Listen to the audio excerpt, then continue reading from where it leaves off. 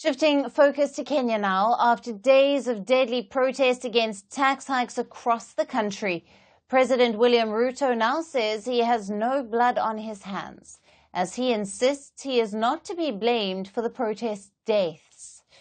Now on Sunday, hundreds continued their peaceful march in the capital Nairobi to honor those who died in the protests.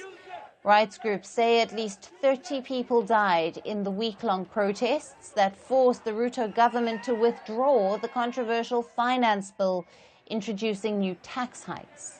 However, speaking to Kenyan TV, Ruto put the death toll at 19. He said there would be an investigation into the deaths as he condemned the loss of lives.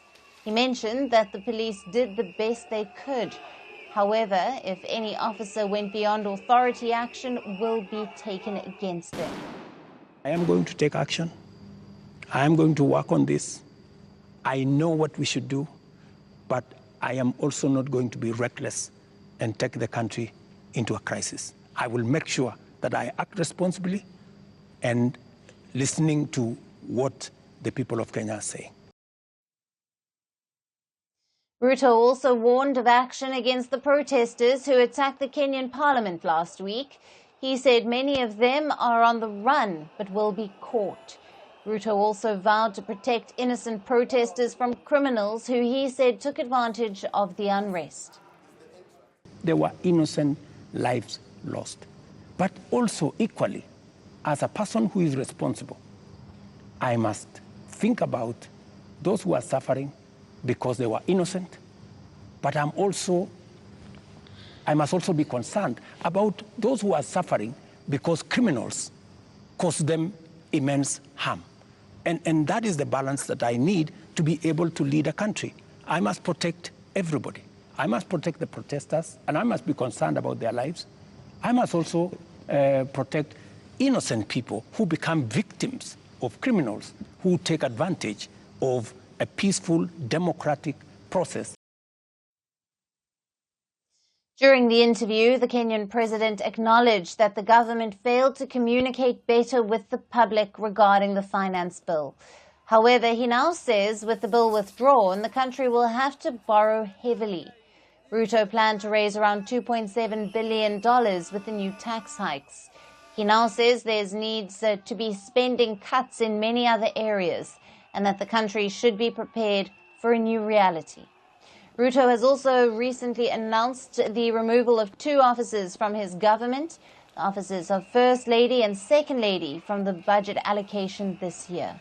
There is no need for the office of the First Lady or Second Lady. Third Lady. These are offices that were there. But because we have to live within our means, those offices from tomorrow, this new budget which is starting tomorrow, they will not be part of our equation. Because in the face of what has happened, we have to trim down every other area. And in fact, not just those, many other spaces are going to be trimmed down to reflect the new reality. The tax bill was a cornerstone of Kenya's agreement with the International Monetary Fund, or the IMF. It aimed to reduce Kenya's debt woes, which stand at around 68% of its GDP.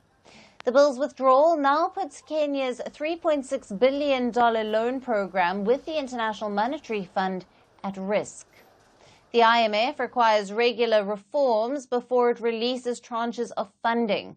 The international monetary body has yet not commented if it would shift the required targets for Kenya after the deadly protests.